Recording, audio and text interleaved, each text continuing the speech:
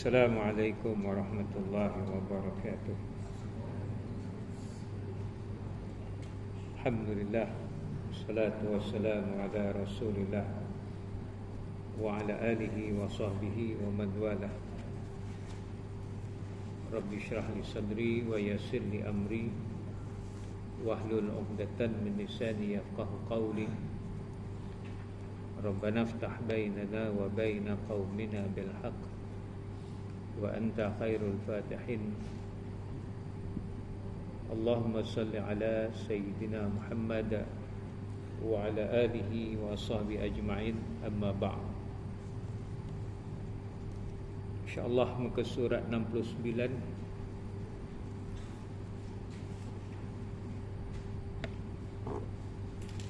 Perjanjian kita dengan Allah Subhanahu wa ta'ala.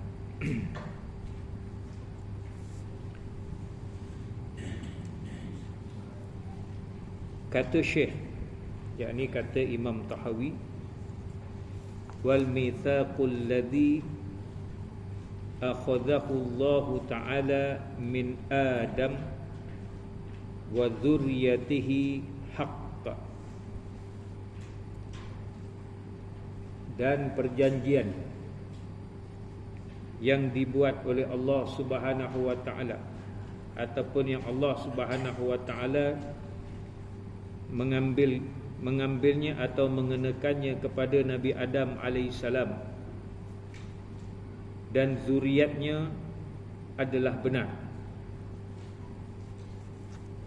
Maknanya tuan-tuan, kita ni dah ada perjanjian dengan Allah Subhanahu wa ta'ala sewaktu kita masih dalam bentuk roh. Adakah roh kita ni dijadikan bila mak ayah kita kahwin baru dijadikan roh, ataupun roh itu dah dijadikan sebelum lagi daripada itu? Kalau berdasarkan dalam kitab Ar-Ruh Al-Imam Ibn Qayyim, dia ada menceritakan tentang bahawasanya roh itu telah diciptakan terlebih dahulu sebelum jasad kita ini diciptakan. Jadi bila bertemunya nutfah ataupun bertemunya benih laki-laki dan perempuan, tuan-tuan, di dalam rahim seorang perempuan, dalam istilah sains disebut sebagai spermatoza, bertemu dengan ovum, maka akan terbentuklah janin yang menurut hadis dalam tempoh 120 hari ditiupkan roh. Maksudnya dimasukkan roh yang memang dah dijadikan itu ke dalam janin dalam masa 120 hari.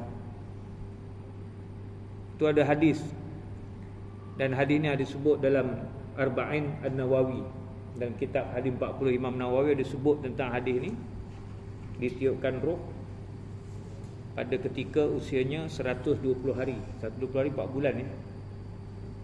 Orang Jawa buat mapati. Tapi masalah, tuan-tuan, patut buat mapati ni kita mendoakan janin yang ada dalam perut mak, supaya janin ini membesar sebagai anak yang soleh atau anak yang solehah, ditentukan rezekinya dengan rezeki yang baik-baik, dijadikan dia sebagai keturunan yang baik-baik. Tapi kita baca doa tahlil juga, orang mati juga yang didoakan. So macam mana? Gitu Tok Imam kena fikir, Tok Imam. Kalau mapati tu, ya betul lah, tak masalah kita mengingati orang yang telah meninggal dunia. Tapi doa tu sepatutnya orang yang baby yang dalam perut tu sekali didoakan sekali. Itu kalau saya pernah dulu sekali satu mapati, dia tak baca Yasin. Dia baca surah Yusuf, dia baca surah apa lagi? Kalau tak silap surah Maryam kot. Panjang jugalah kan. Kemudian didoakan.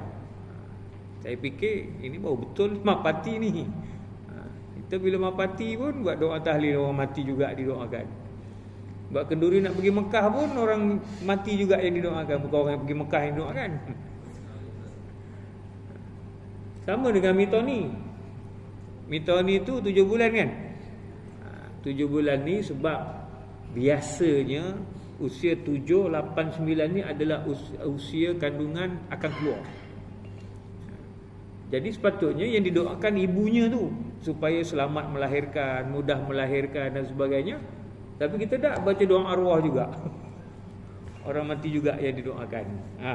Jadi kena fikir-fikirlah, maknanya tak masalah kita baca doa arwah tu, tapi pada masa yang sama kita bacalah doa untuk keselamatan sang ibu yang akan melahirkan anak itu, tuan-tuan.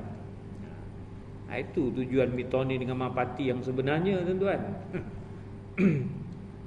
Baik, okeylah. Balik pada persoalan roh yang telah diciptakan tadi tu. Bila telah diciptakan roh itu, tuan-tuan, bahkan dalam kitab Ar-Ruh, Imam Ibn Qayyim kata roh itu sudah bertemu di alam arwah tu, saling kenal mengenal di antara satu sama lain.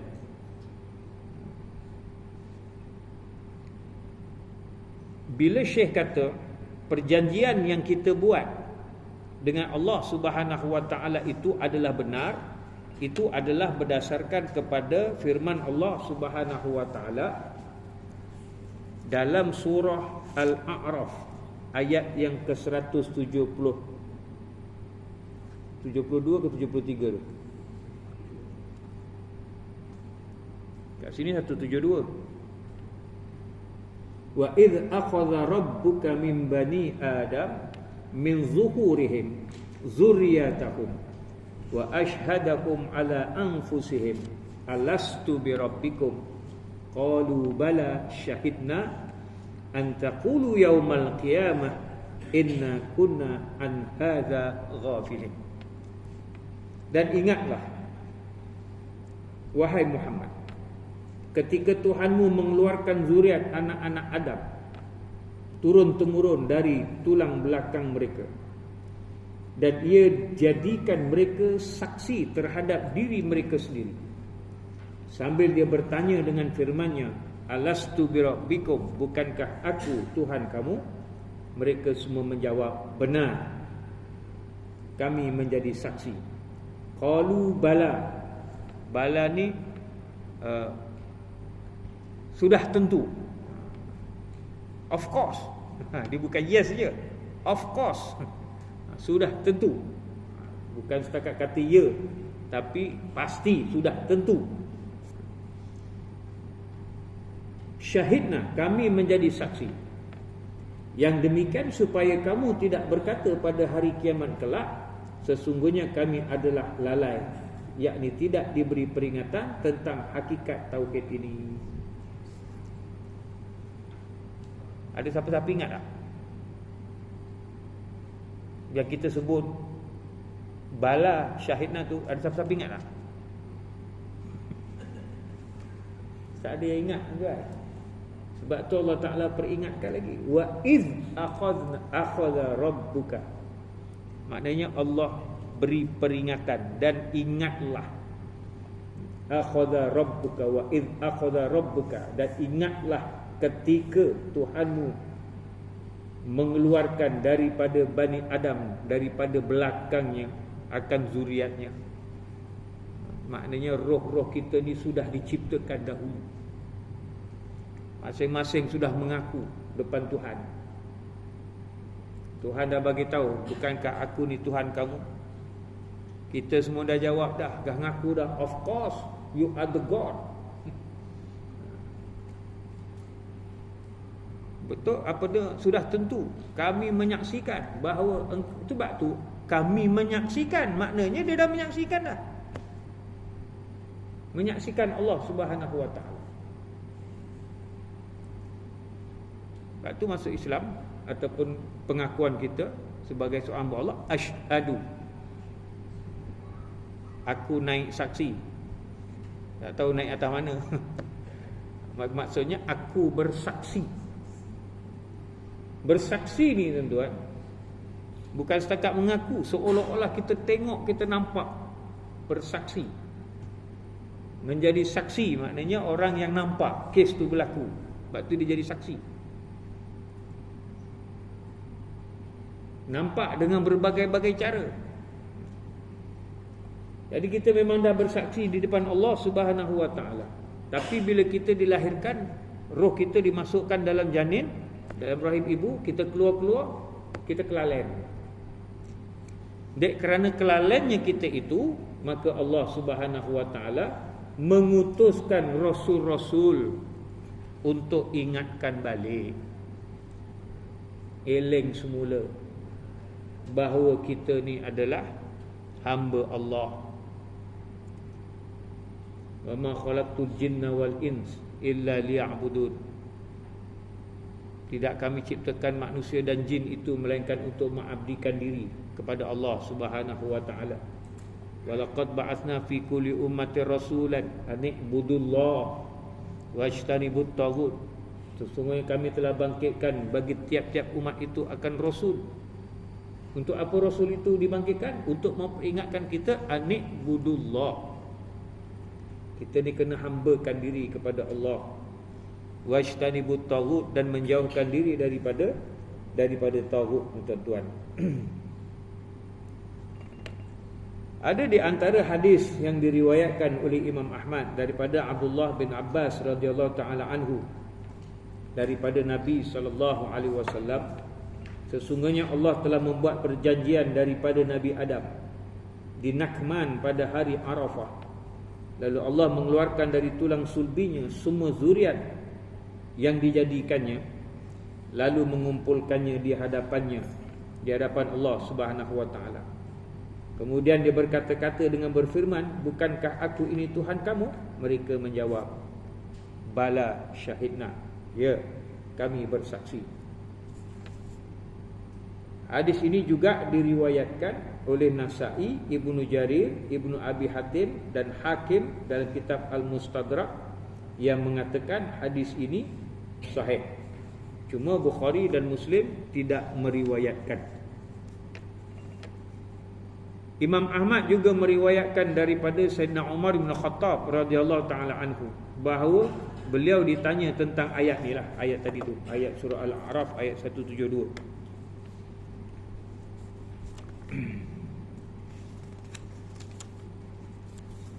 Maka Umar bin Khattab berkata, orang tanya Sayyidina Umar ayat surah Al-A'raf ni. Lalu Sayyidina Umar kata, aku telah mendengar Rasulullah sallallahu alaihi wasallam ditanya tentangnya, lalu baginda bersabda, sesungguhnya Allah menciptakan Nabi Adam alaihi salam. Kemudian dia menggosok belakangnya dengan tangan kanannya, maka keluarlah darinya keturunannya. Jangan ingat gosok macam kita gosok kawan hakikatnya kita tak tahu. Allah alam. Allah berfirman, aku menjadikan semua itu untuk masuk syurga, dan mereka akan melakukan amalan ahli syurga.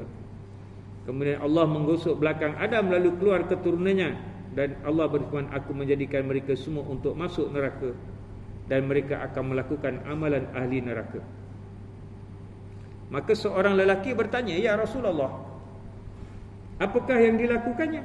Rasulullah menjawab, sesungguhnya apabila Allah menjadikan seseorang untuk masuk syurga, maka dia akan menjadikan orang itu melakukan amalan ahli syurga. Lalu dengan amalan itu dia masuk syurga.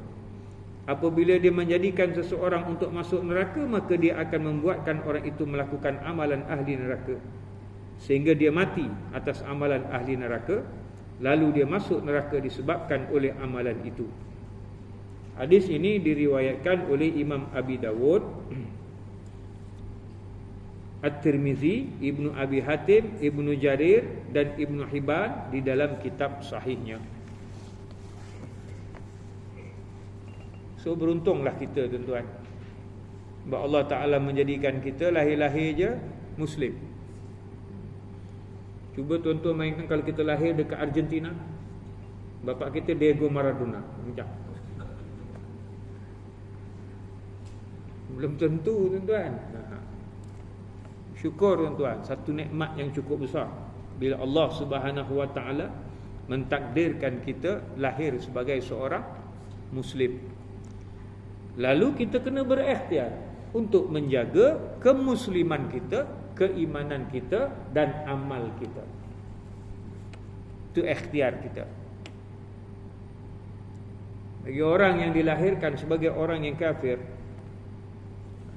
kalau dia berusaha untuk mencari kebenaran, niscaya Allah akan bukakan kepadanya pintu kebenaran. Banyak orang-orang yang kafir ini yang mencari kebenaran, akhirnya berjumpa dengan kebenaran. Dia kena cari kebenaran itu, tuan.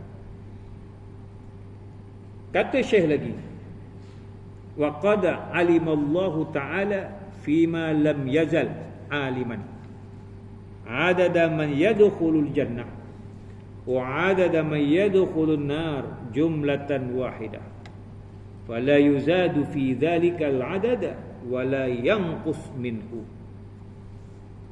Dan sesungguhnya Allah Subhanahu Wa Ta'ala, alimallahu ta'ala, mengetahui Allah Subhanahu Wa Ta'ala, fima lam yazal aliman, pada apa yang sentiasa dia mengetahuinya. Maknanya dia memang sentiasa mengetahuinya. Adada man yadkhulul jannah, bilangan sesiapa yang masuk ke dalam syurga. Wa adada, dan bilangan man yadkhulun nar, sesiapa yang masuk ke dalam neraka, jumlatan wahidah, dengan satu jumlah yang sudah tertentu. Fala yuzadu fi dzalikal adad, dan tidaklah bertambah bilangan itu, wala yanqus minhu, dan tidak dikurangkan. Maknanya kita dah belajar antara sifat Allah Subhanahu Wa Ta'ala itu adalah Allah bersifat Maha mengetahui.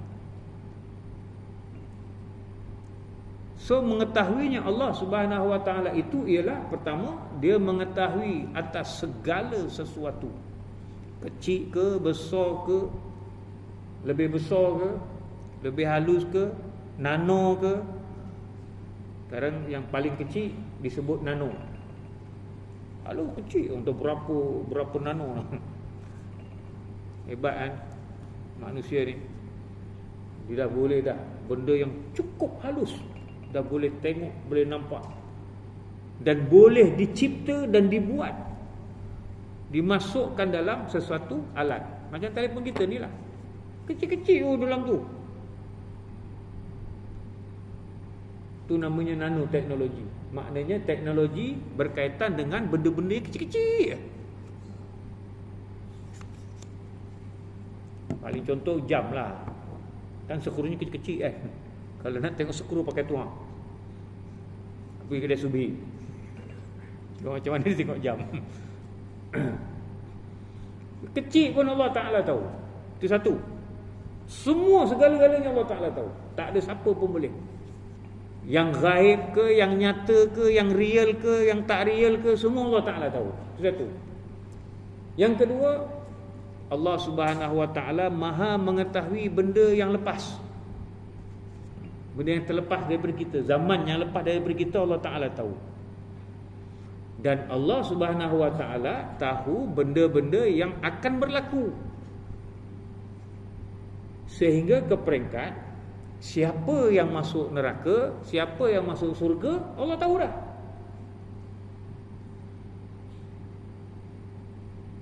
Sebab tu Allah Ta'ala dah tahu 1000 orang masuk syurga, contoh.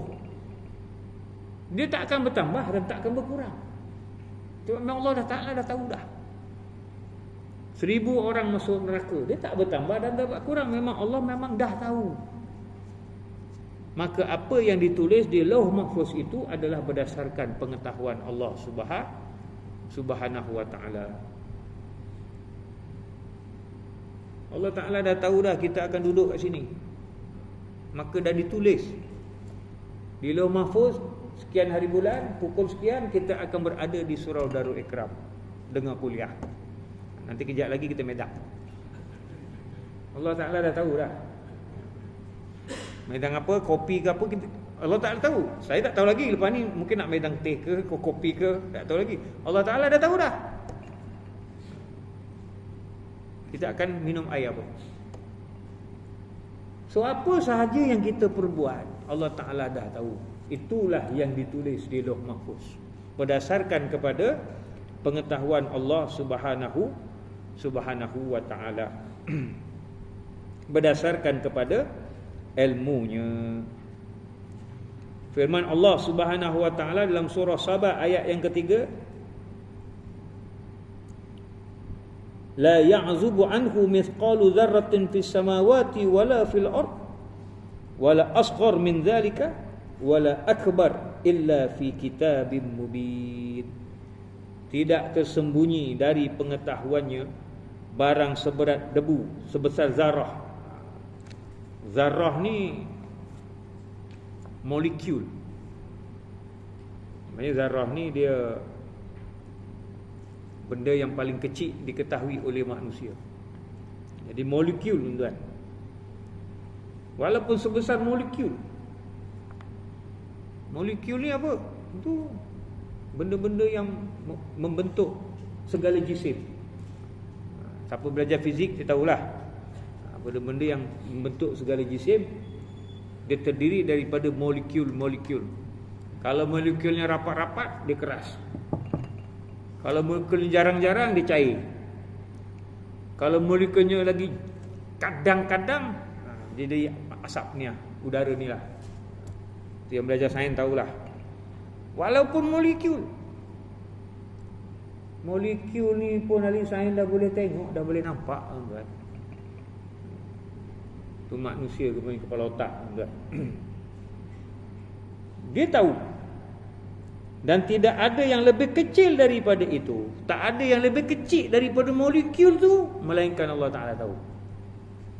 Dan tidak ada yang lebih besar daripada itu semuanya, melainkan tertulis di dalam kitab yang terang dan nyata. Memang dah dalam Lauh Mahfuz ditulis. Sebab tu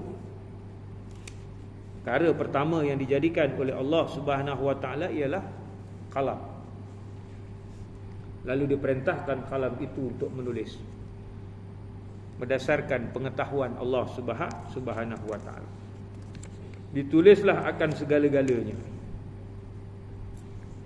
Sebab tu balik kepada mapati tadi tu, dalam hadis tu disebutkan apabila bertemu di antara dua benih, lelaki dan perempuan, maka malaikat akan mengambilnya, dibawa ke hadapan Allah Subhanahu wa Ta'ala, lalu ditanya ni kira jadi ke tak jadi, lebih kurang gitulah.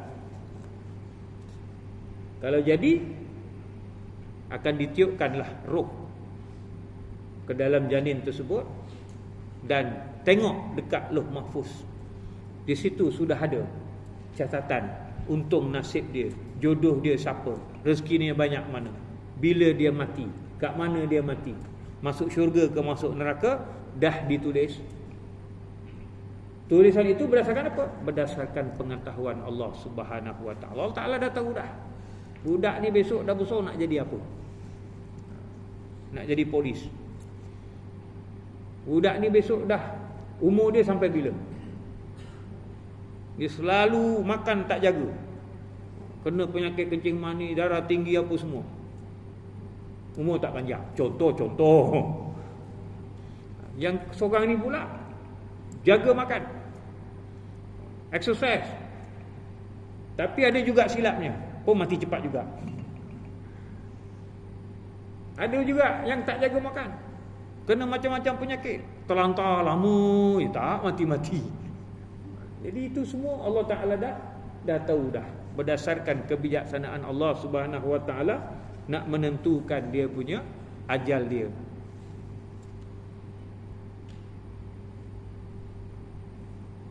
Lalu kita pun berdoa kepada Allah Subhanahu wa Ta'ala. Kerana apa? Kerana Allah itu maha berkuasa. Innallaha ala kulli syai'in qadir. Kalau Allah nak ubah catatan dalam Lauh Mahfuz tu, boleh ubah tak? Kehendak Allah kan? Kan Allah maha berkuasa. Kalau kita kata tak boleh ubah, maknanya Allah Ta'ala tak ada kuasa. Iblis memohon kepada Allah Subhanahu Wa Ta'ala untuk dipanjangkan umur. Itu ada disebut dalam Quran. Lalu Allah memperkenankan, ditangguhkanlah umurnya sehingga hari kiamat. Allah punya kuasa. Berarti kita mohon kepada Allah Subhanahu Wa Ta'ala. Pada masa yang sama Allah Ta'ala tahu, ni dia ni besok bapaknya buat mapati, minta supaya dia anak ni jadi baik dan sebagainya, tuan-tuan. Terpulang pada Allah Subhanahu Wa Ta'ala. Allah dah tahu budak ni memang akan buat baik, dipermudahkan amalnya dan sebagainya, tuan-tuan. Wa kadzalika af'aluhum fi ma 'alima minhum ay yaf'alu. Demikian juga Allah telah mengetahui segala perbuatan yang akan makhluknya lakukan. Wa kullun muyassaru lima khuliqalah. Setiap orang akan dipermudahkan ke jalan yang dia telah tentukan, yang telah ditentukan. Terdapat hadis yang diriwayatkan oleh Imam Al-Bukhari dan Muslim di dalam kitab sahihnya daripada Jabir bin Abdullah radhiyallahu taala anhu.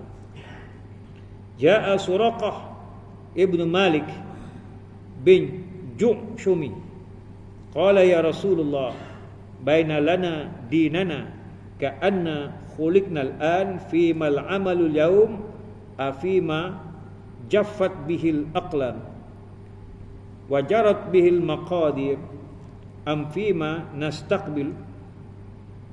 Qala la bal fima jaffat bihil aqlam wajarat bihil maqadir. Qala fa fimal amal faqala amalu fa kullu muyassar. Satu ketika Suraqah bin Malik bin Ju'sam datang berjumpa dengan Rasulullah sallallahu alaihi wasallam. Lalu dia bertanya, "Ya Rasulullah, terangkanlah kepada kami agama ini seolah-olah kami baru diciptakan. Apakah hakikat amalan hari ini? Apakah kerana telah tertulis oleh pena yang telah kering dan takdir yang pasti berlaku, ataukah amalan yang harus kita hadapi?" Rasulullah menjawab, "Tidak, tapi kerana pena yang telah kering dan takdir yang mesti berlaku." Suraqah bin Malik berkata, "Lalu untuk apa kita beramal?" Nabi kata, "Beramallah kerana semuanya akan dipermudahkan." Sebab tu qada dan qadar ni adalah satu misteri. Tak ada siapa pun tahu.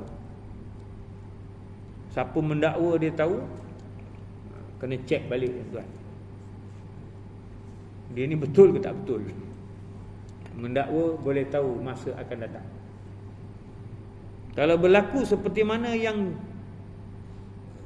berlaku, yang diramalkan itu, sama ada kebetulan ataupun sama ada kerana dia berkawan dengan iblis dan syaitan.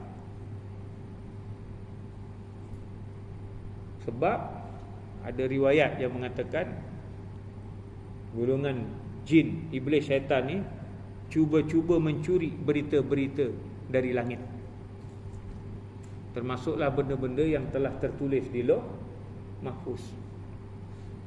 Lalu mereka disambar oleh tembakan daripada malaikat-malaikat, tembakan petir dan sebagainya, tuan-tuan. Lalu mereka pun turun ke bumi, menyampaikanlah berita-berita itu kepada ahli-ahli nujum. Tapi dia dapat berita satu, bagi ke ahli nujum takkan cuma satu, tak best lah, tiap hari lah ceritanya, tiap hari lah. Sebab tu daripada 5 mungkin 2 kenalah, tepat lah, lagi 3 tak tepat. Tapi orang tengok yang tepatnya itu, betul lah dia cakap, berlaku. Itu ahli-ahli nujum. Sebab tu kita ni dilarang percaya kepada ahli nujum. Nujum pak belalang ni kita percaya, tuan.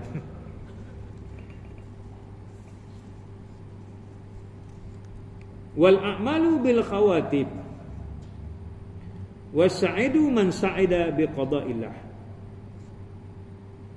wasyaqi man syaqiya bi qada'illah. Dan segala amal diambil kira pada penghujungnya.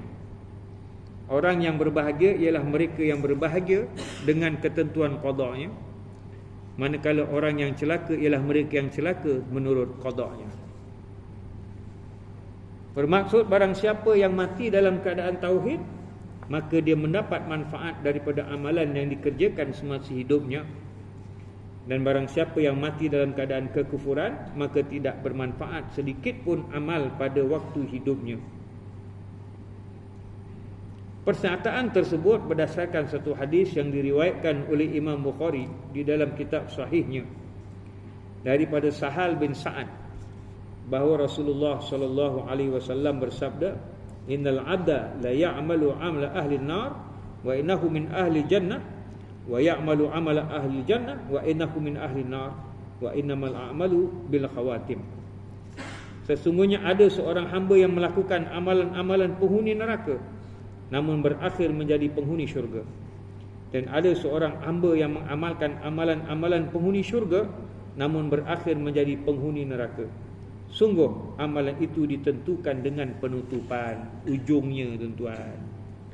Sebab tu kita berdoa, Allahumma khtim alaina bi husnil khatimah wa la tahtim alaina bi su'il khatimah.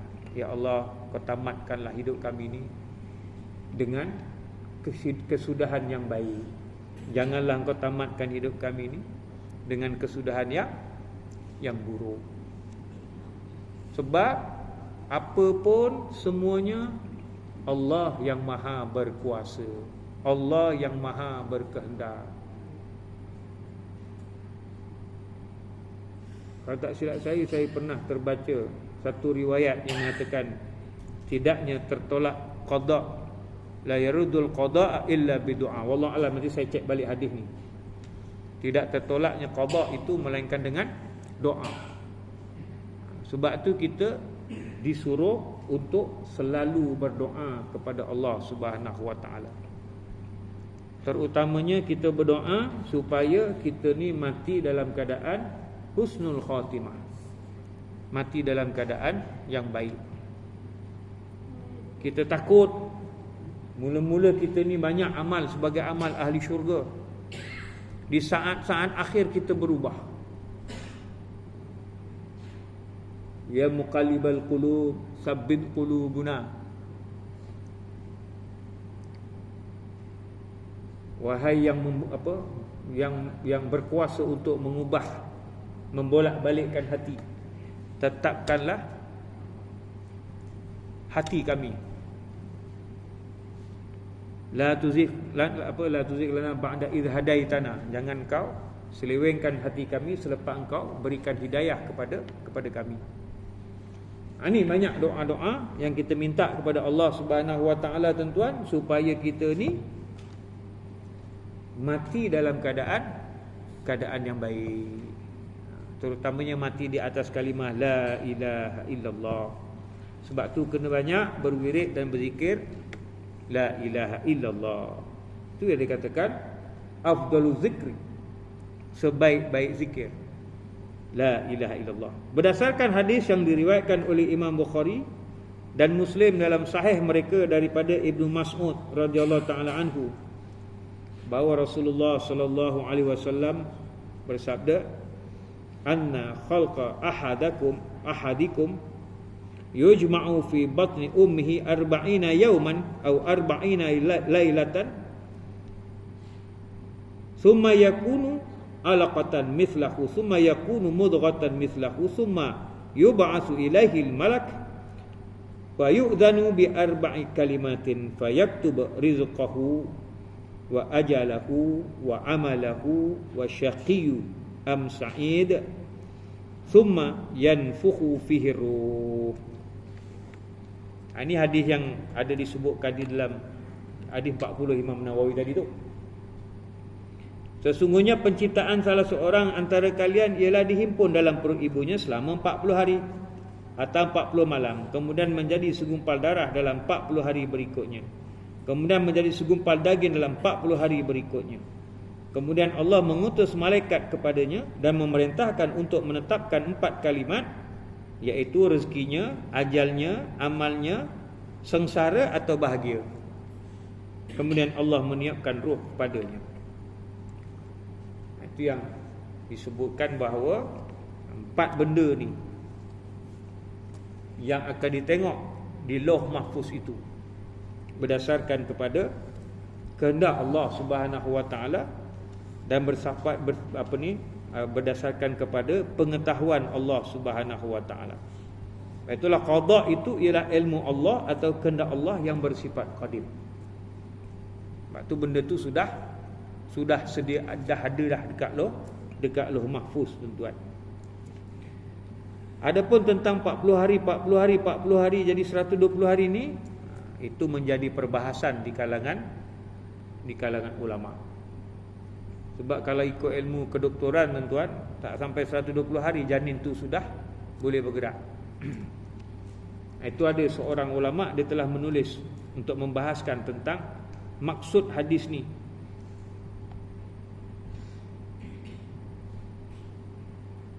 Sebab kalau tengok dia nak bahaskan hadis ni, dia tengok Arabnya, tuan-tuan, dia tak boleh tengok terjemahan Melayunya. Kalau tengok terjemahan Melayu dia kata kemudian menjadi segumpal darah dalam 40 hari berikutnya. Tapi dalam Arab ni sebut summa yakunu alaqatan mithlahu. Kemudian jadilah alaqah sepertinya. Seperti maknanya sama ada dalam lingkungan 40 hari juga ataupun sama 40 hari bersambung daripada 40 hari tadi. Itu ada. Saya tak ingat nama pengarang kajian itu. Tapi nama kitabnya ialah Mata Tunfakhur Ruh. Bila ditiupkan roh pada janin. Wallahu a'lam. Azan.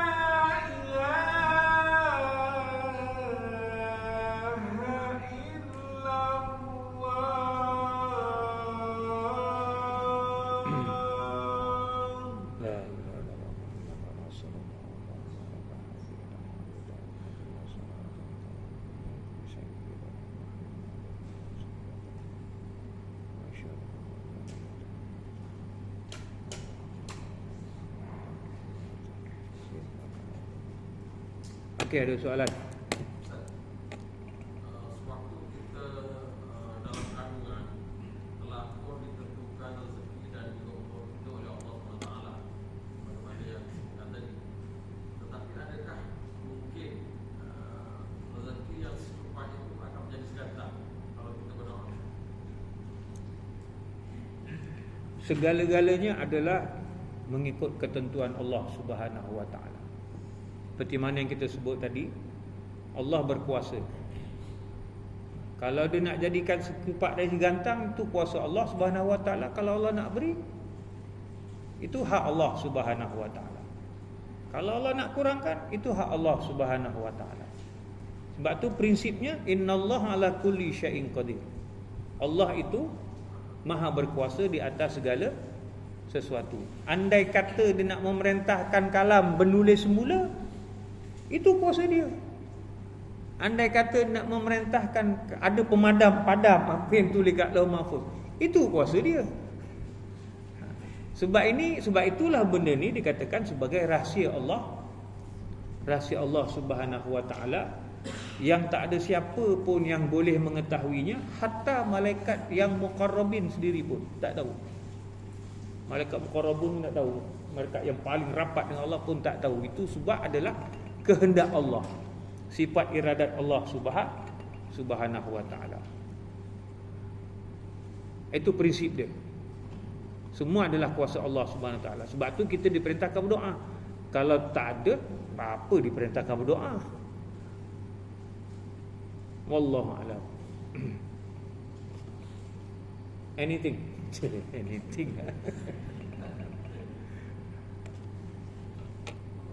Kalau tak ada, kita akhir dengan tasbih kafarah dan suratul Asr. Bismillahirrahmanirrahim. Subhanakallah bihamdika asyhadu an la ilaha illa anta astaghfiruka wa atubu ilaik.